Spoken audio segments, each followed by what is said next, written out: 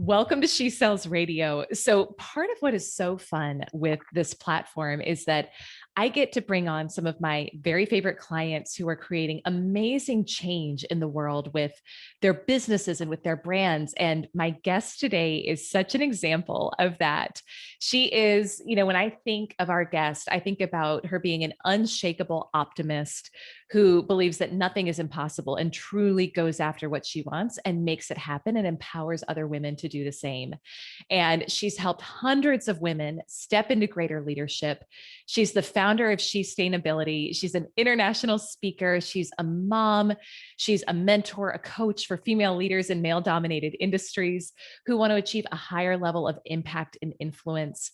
So let's welcome Rita Hausken to the podcast. Rita, welcome. We're so glad to have you here today.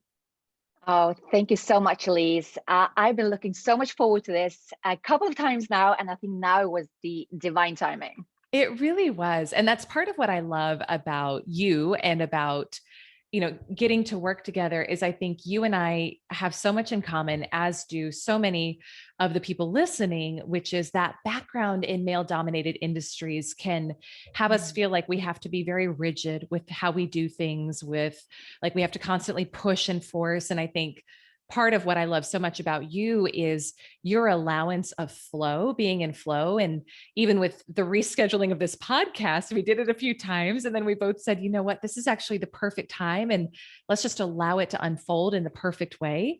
And I know you help your clients learn to move out of that push and force more into flow as well. So, and if anyone is wondering where you're from, you want to share where you're coming in from today? Because you're an international guest. Yeah. Yes, absolutely. So I'm calling in from Norway in the west coast of Norway, a city called Stavanger. Every time, Yeah. so my private clients have Marco Polo access, and every time Rita Marco Polos me, she's like, "Let me show you where I'm at in the summer house." It's so beautiful. I'm like, Rita, Marco Polo me every day and just show me where you are so that I can live vicariously and take it all in, because it's not like Atlanta, and it's beautiful. It's so beautiful. So we're thrilled to have you here, and I'd love for you to share a little bit of your background, Rita. So I know you experienced the challenges of working in the male-dominated oil and gas industry for 20 years as a sales director. So tell us about that and what you learned from that experience that has led you to the creation of Shestainability. Yeah, it's actually quite interesting when you're giving back to me what is in my profile, which is, my experience of working in male-dominated industry. You know what? There's something that I had slightly changed on that. And that is that it wasn't necessarily the male-dominated industry that was the challenge. It was the masculine industry. And it came to me when I started to think about where did I find the biggest challenges? It was actually working with the women who had a lot of masculinity in them. Interesting. And didn't allow the feminine to show up. So this is where, yes, absolutely, working in the male-dominated industry, traveling the world, being curious about where are the women, but then experiencing often when I was with women, what is it that is happening here? And I come to realize that the challenge is the culture, which is very, very masculine. So yes, so my background is definitely working in male-dominated industry, so a lot of men, but also a very masculine industry, which was so much on the doer side that, even me having a son suffering from a rare disorder, I'm surprised about myself how I still was leaning in, going all in for work, sometimes maybe sacrificing a lot of things, because that's what you're supposed to do. You just go all in, you work long hours, and you travel the world and you execute a lot. And give us some context for that too, because I know Benjamin is a huge part of your story, and I've been honored to get to see videos of him behind the scenes. So he was diagnosed with a rare disorder at age 2. And so kind of give us some context for that, and then how you're, I'm imagining you taking care of Benjamin, being a leader in this field. And gosh, it's crazy to even think about. Yeah, it was quite a shock. He was 2 years old, and he was then diagnosed with a syndrome called Hurley syndrome, and I was then informed that life expectancy would be between 7 and 12, more so probably 7. And I was actually it was a suggestion from the doctor. She said, um, "I think the best thing for you is to leave the work and stay with him at home." Oh. And pick up your life afterwards. And what happened with me in that moment was that the first period I went into extreme grieving, and it was so intense that even though he was a 2-year-old boy, very much alive, very happy, it was like he was already dead and buried. Oh, And I remember waking up. I was literally waking up. I was in the bathtub. Kind of, I was crying and feeling just horrible. And I realized that, what are you doing? What are you doing? Why are you taking somebody else's limiting beliefs and making them your own? Because she believed ooh, that my son is not yeah. going to live. Why would I think like that? So I came to realize that I cannot change this diagnosis, but I can definitely change how I perceive it. So I moved into thinking like, okay, how is this happening for me? Yes, and you can actually use this in such a horrible situation as well. And I realized that the reason this is now happening for me is so that I can go out and help people to live a good life. Because what I said is that, okay, I might not help Benjamin live a long life, but I can definitely make sure that he lives a good life. Mm. So that became the priority. And my vision was that, how can I go out and help other parents, help other families to ensure that they live with their children like I was just experiencing the same thing.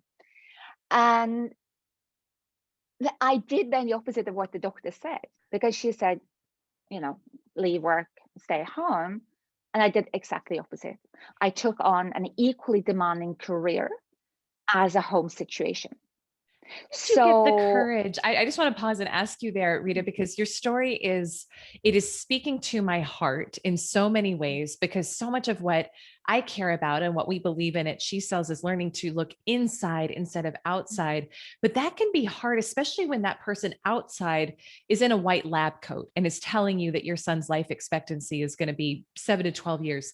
How in that moment was there like a long period of doubt and like fighting with yourself on that? And how did you finally arrive at the decision to trust yourself more than to trust this other woman who had put this limitation on your son's life?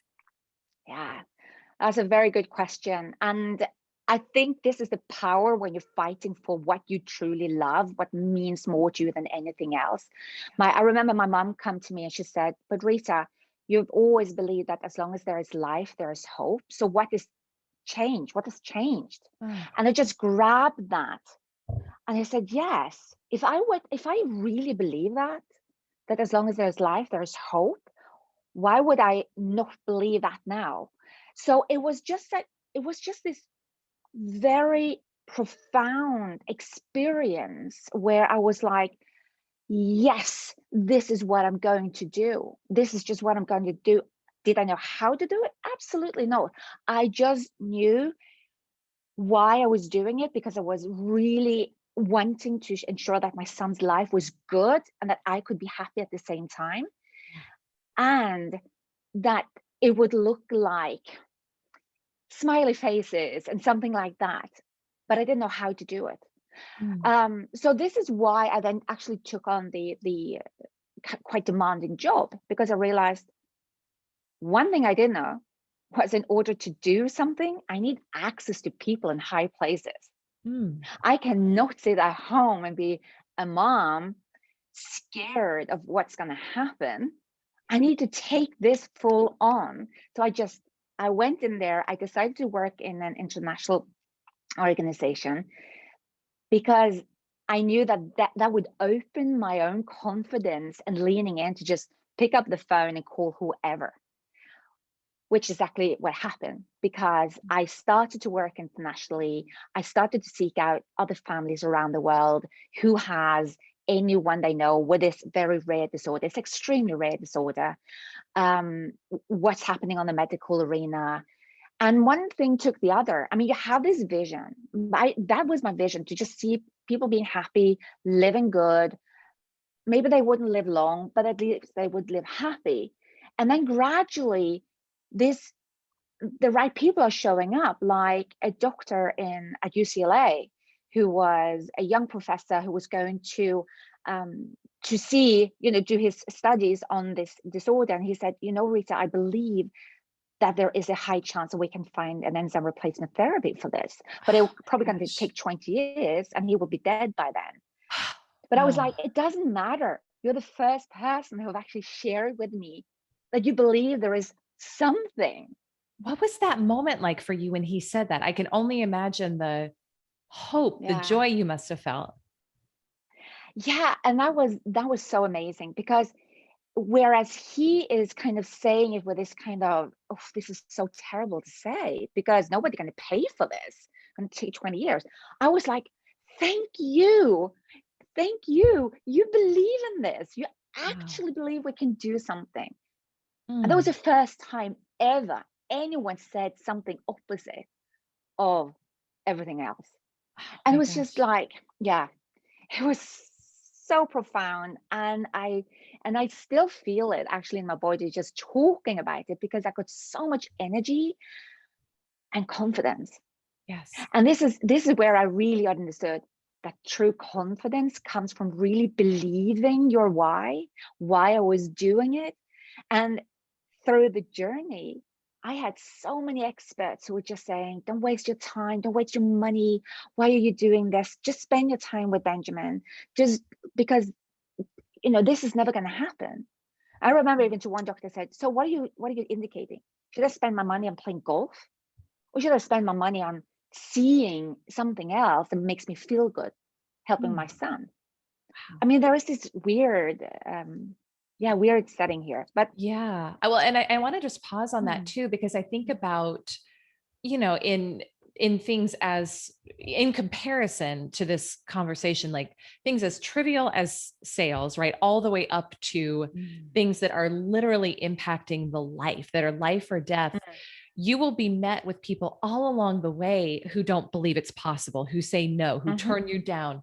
And I am just soaking in right now your tenacity and the fact that what I'm getting is you decided to think for yourself and you were not taking no for an answer. And I think that we can always create the outcome that we're looking for or something better when we are tenacious and when we are persistent. And it's hard, right? When those people who are telling you no, our doctors, our people who have, so, are supposed to know more about this than you. But I have this visual of you like on a mission, sister, like dialing the phones, making it happen, like no doubt facing so many emotional ups and downs along the way.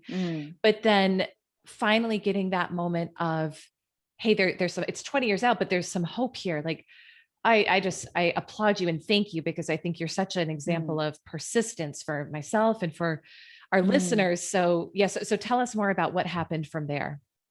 Yeah. So basically what happened was that, so he started with and created actually this enzyme replacement therapy. And when Benjamin was, I'm going to cut this short, but when then Benjamin was 9.5, he almost died when he was 7.5. So they were kind of predicting the right thing. We managed to pull him through it. And when he was 9.5, the algorithm treatment was actually approved by FDA and was then approved in Europe. And then I thought that everything was lined up. I had done, the reason why Noah supported the development of the medicine was because I had pushed it. So I thought, now it's easy. It's just straight on. We're going to get medicine. Just to say, to apply, and then it took 6 months, and then they said, no, you're not going to get treatment. It's too expensive. And it was like, you're kidding me. It's too expensive. Anyway, so then I had to bring it up, use the press, TV, ministers, the whole thing. Rita, you're amazing. I'm learning. This is so much fun for me because I'm learning. Like I've been able to work with you as a client for a few months now, but I didn't know all this part of your story. Wow. Keep going. I'm so amazed by you. There needs to be a movie if there's not one already. There is. Wow. So there's many things. And this is really taken me to why I do what I do today with women. Yeah. But what I started to realize was that I had this ability to just go all in. Yeah. And the funny thing is, it wasn't even like with push and anger. It was just coming from this place that I know that this is going to happen. I know this is going to fall into place. And either you're with me or you're not with me. This is going to happen regardless. Yes. And I was never really personally kind of feeling hurt when a doctor or a specialist said something against, because there were plenty, believe me, always 99% were always saying something against whatever I said about this treatment. But anyway, so we started treatment. It was super successful. Um, he's now 26. He's the oldest living in the world, being treated only with this medicine. And of course, we've been going through challenges. We almost lost him when he was back in 2010. He was 2 months in coma. And again, just to share with you again, what happened was that decided to let him go. So the agreement was that Benjamin's life should be worthy of living, not just being alive. So for him, being hooked up on the machine was just not done. So I'm sitting in a conversation with a doctor, with the anesthetist. It's like, this is the final call. And we agree that, so this was on a Wednesday, and he said, maybe we should do it on Friday. And I said, no, Tuesday. So this is, can you imagine? This is kind of strange. Yeah. So what happens is that we say, okay, go through the process. I know what's going to happen, how he's going to what's going to happen. Yeah. And then after that meeting, I'm going back into where Benjamin is, laying in the bed with him. And his doctor comes in and he is teary and he says, I've heard the decision. I wish there was something we could do. I can't understand it because, cancer patients, we are doing a special stunt with a trachea and we usually sort out the problem. And I just said, what did you say? You said something about putting a tube in his breathing pipe? And then he said, no, don't go there. No. This is it. There's nothing to do. And I said, no, explain it to me once more. And he explained it to me once more. I jumped out of bed on the computer. I sent out an emergency message to my global network. I said, is there anyone out there in this world that have heard of any similar thing where they have a problem with their breathing pipe and they're putting a tube down in similar condition? And then I jumped back to bed. On the Saturday, I have 2 specialists in the world, one in the US and one in England, ending up with going with the treatment from the British doctor, Dr. Michael Rodera. He comes over, paying the bill, taking Benjamin into theater, doing an experimental surgery on his breathing pipe, never been done before. We get Benjamin back, then shift off to Manchester, do a spinal cord repair. And he's back. And I'm sharing this because it's the power of network. Yes. It's the power of sharing. It's the power of asking. Ask. We say ask and it's given. Ask your friends, ask whatever. Why are we so scared of, well, I might sound stupid. Like, it was so easy for me in that situation to maybe have thought, it's true. That doctor is right. It's time to let go. Who am I to ask? Blindly. I didn't even know. I just, oh my gosh. So that is, so many things has happened. And what I came to realize, Elyse, is that I spoke up. I shared some crazy ideas around the table. Yeah. I had no medical background. And my crazy ideas has helped save so many lives. And I decided that what I'm going to do is to help other women to bring their ideas, regardless how crazy these ideas might be, to help them bring them to the table. Because who says that the person said, this is a stupid idea, that person sits with all the brain? No. I always say, don't let other people's limiting beliefs become your limiting beliefs. You're just bigger than the other person. You go out and Yes. you do your thing. Yes. And that's why I'm here. And that's why I created Shestainability. Oh my gosh, Rita, I'm literally crying. So I should have worn Mm. waterproof mascara today, but there's a quote and I forget who said it. Was it, I don't know, but it was someone who said, stop. It was like, don't let people who say it can't be done get in the way of those doing it. And it's Yes, like absolutely. that, your story. Oh my gosh, because wow, I don't even know where to begin with that. But it is such a model and such an inspiration for anyone, man, woman, I don't care, Mm. Mm. but who has a vision. And I know you're so big on vision too, and you're an Mm. amazing visualizer. Mm. Like that's one of the things I really admire about you.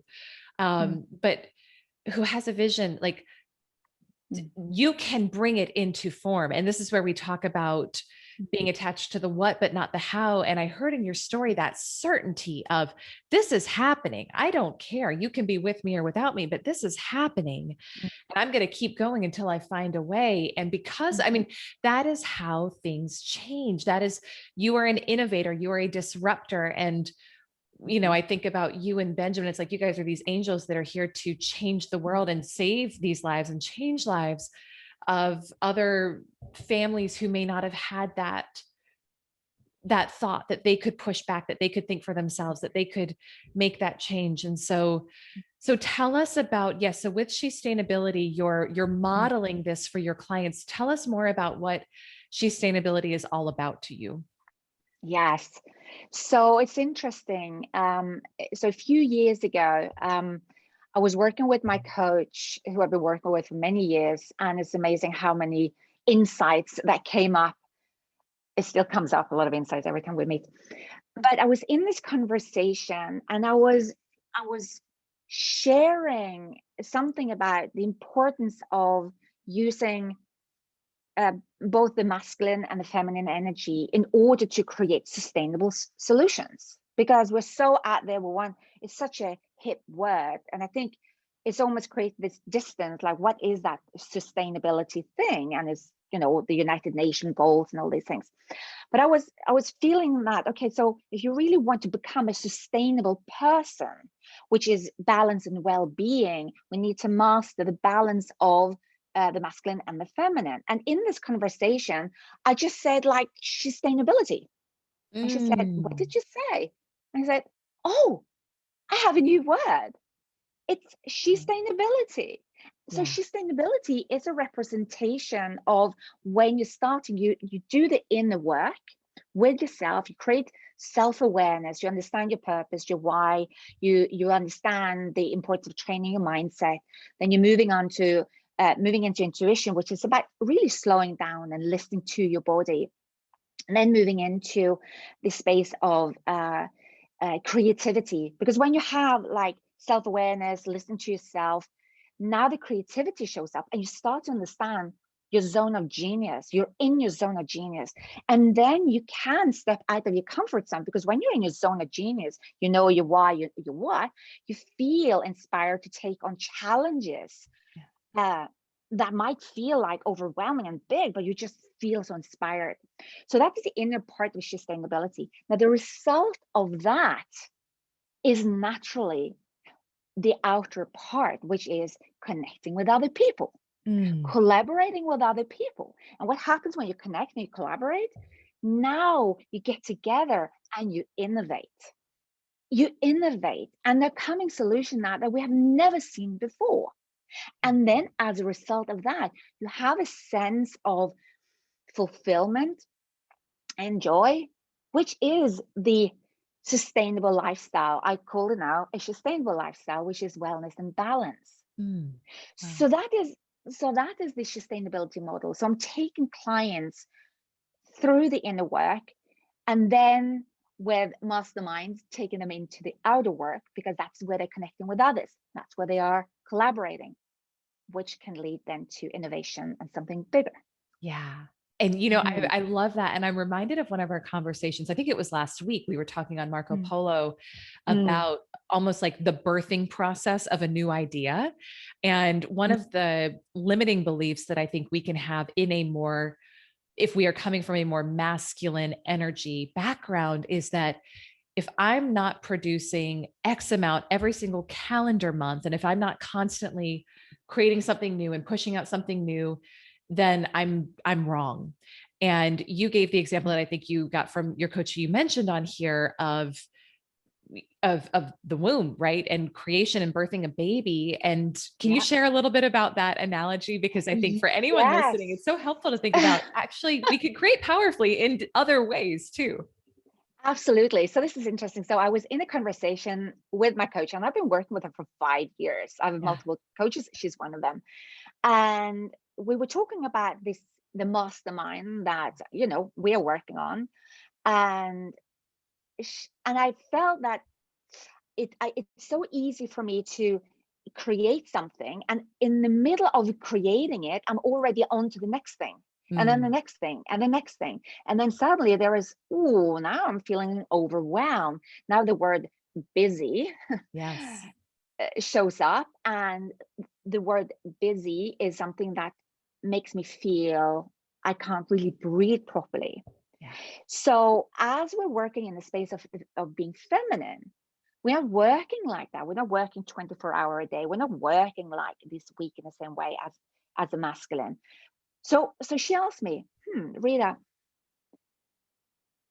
what what is it that you are creating right now? And I was sharing about the mastermind and this big vision. And she said, what if you're thinking about this as a cycle of carrying a child? Mm, It's 9 months.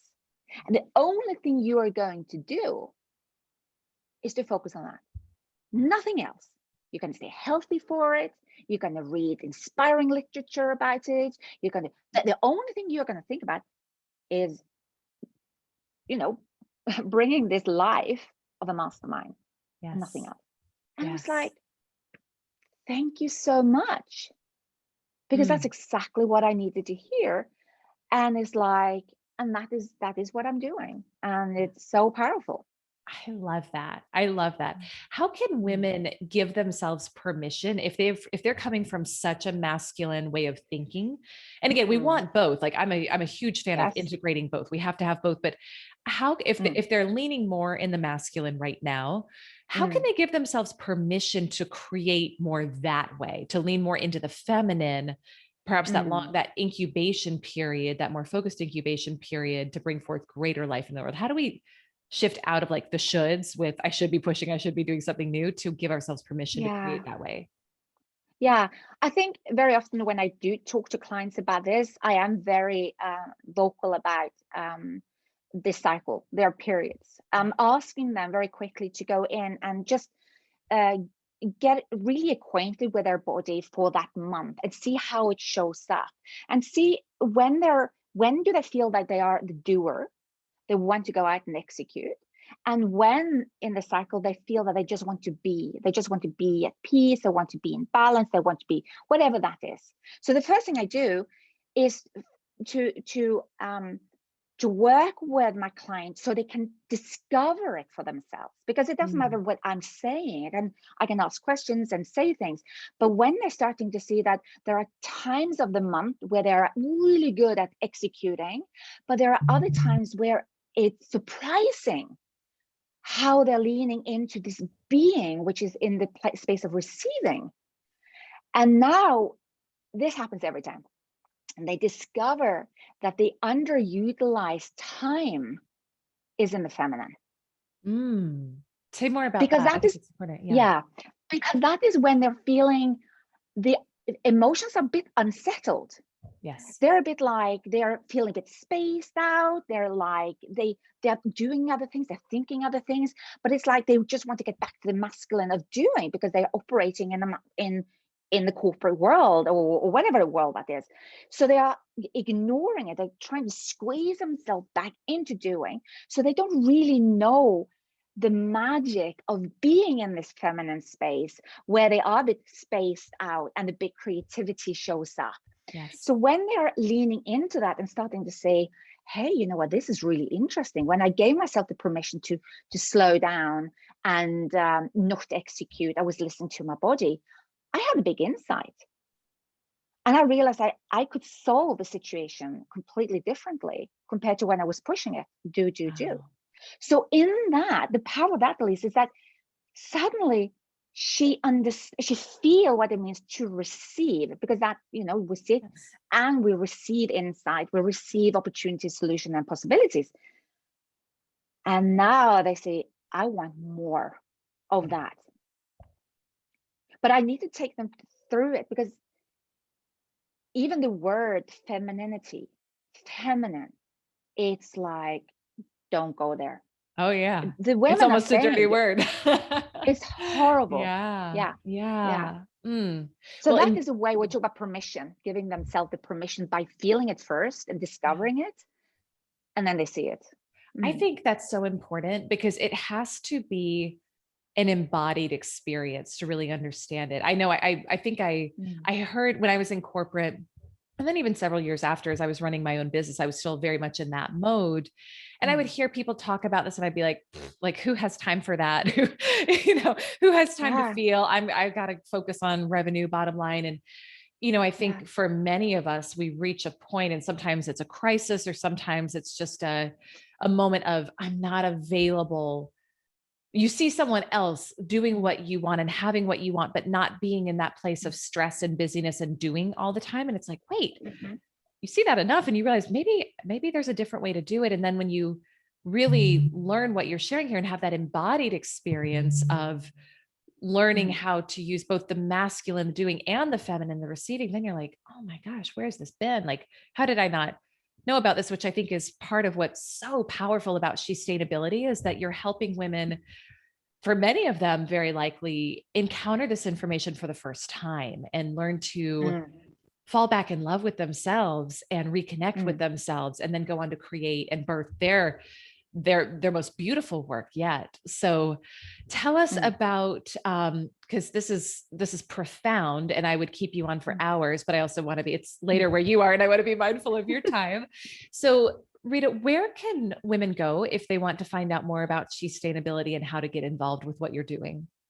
Yeah. So basically, the first place to go to get to know me is actually to just use LinkedIn. That is my platform. I'm also on Instagram, but LinkedIn is the place. And I really love connecting there. And a lot of my clients have found me there, and I find that as a beautiful place. So that is Rita Hausken at LinkedIn. But of course, you can also go to sustainability.com and find details there. And I love connection. I am such a connector myself. I Yes. love building strong networks. So anything, I would really invite anyone to just make contact, because it's so powerful. And I just want to share one little thing on that. Please. Talk about, Benjamin. Yes. A couple of days ago, I received a message from a 30-year-old man in India who has been following me on LinkedIn. And he said, we just got the diagnosis of our son. He's 14 months. And I knew that you have been showing up in this space, and be able to voice message him Wow. and say, I'm here for you. We're going to figure it out. Because we're talking about medicine that costs like $500,000 a year. Wow. So being in India, it's difficult. However, we're going to figure that out. This is why I'm sharing with your guests and your listeners. Connect, because it saves lives. It saved Yeah. my son's life. You never know, connecting with me or somebody else, what that can mean for me and for you and for Yes. others. Oh my So please, gosh. yes. Oh my Mm. gosh, Rita. I am literally moved to tears by you today. I'm so grateful for you. What would be, Mm. and definitely connect for everyone listening, connect with Rita on LinkedIn. She does amazing lives and you want to soak up more of this energy and her wisdom.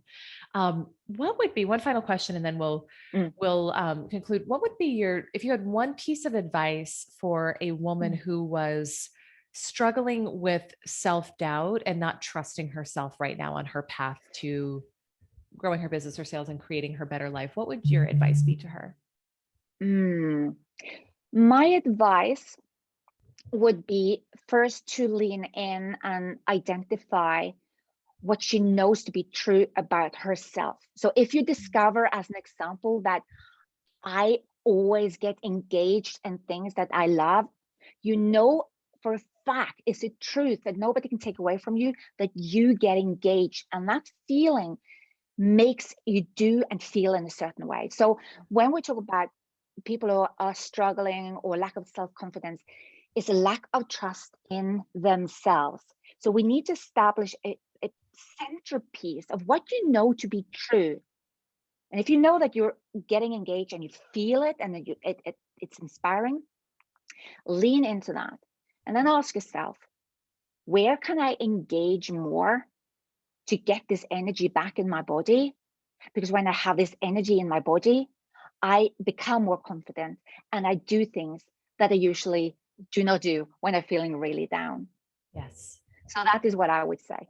Oh, amazing, amazing. And I love that of using your body as a tool and a guide and Mm. falling deeper in love with that connection with your body. And that is such a feminine and sustainability way of doing it, which is beautiful. So Rita, from the bottom of my heart to yours, thank you so much for showing up today, for being here. I have been so inspired by you. I know that all of our listeners have as well. And you are just a beautiful soul and a beautiful human being. And thank you for everything you do.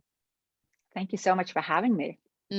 Well, everyone, go connect with Rita, go check out Shestainability, check out Rita's lives, and just use this example today as a model that when you don't give up and when you're committed to an outcome and you think for yourself and you don't take no for an answer, that you can literally change not just your world, but the world. So connect with Rita. I hope you're as inspired by her as I am today. And we will see you next week for our next episode of She Sells Radio. Bye for now.